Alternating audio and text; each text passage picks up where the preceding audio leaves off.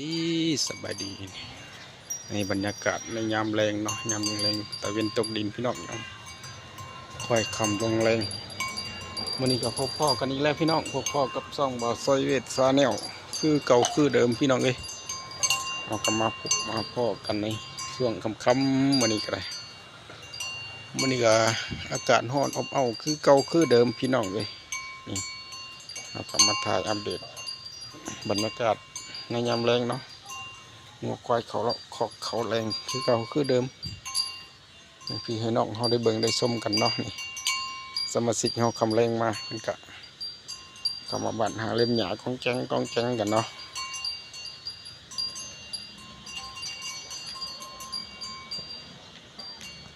อันนี้ก็คือลูกเพิ่นเนาะลูกเต่าลูกหลานของเพิ่นคนตกคำลงแรงมาเพิ่นก็นอนสบายเลยเพิ่นแวะมาทักทายจำปานี่มีตัวเล็กๆด้วย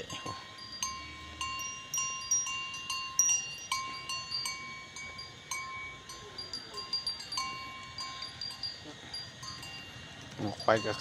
เขาแรงกันเนาะก้องแกงกินหญ้าเล่มหญ้าอ่อนไปหน่อยเลยตั้งแต่ฝนตกลงมา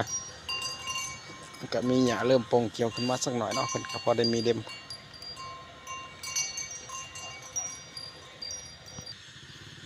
อันนี้มักม่วงพี่น้อยม่วงหน่อยกำลังเป็นพี่น้องเอ้ยฝนดกปีนี่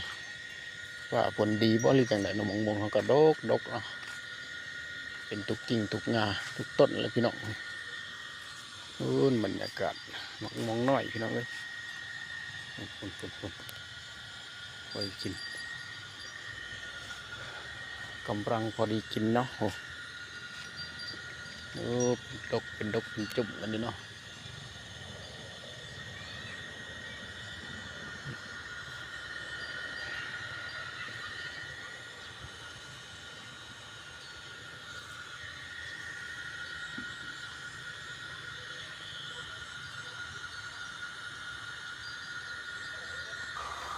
นี่ก็สวนกล้วยพี่น้องสวนกล้วยสวนหลังบ้านเนาะสวนข้างบ้านพี่น้องเลยมีทั้งต้นกล้วยต้นน้อยแล้วก็ตะไคร้เขาเลือกต้นพริกพี่น้องมีหนองสะเนาะหนองสะหนองปลาเขาเนาะ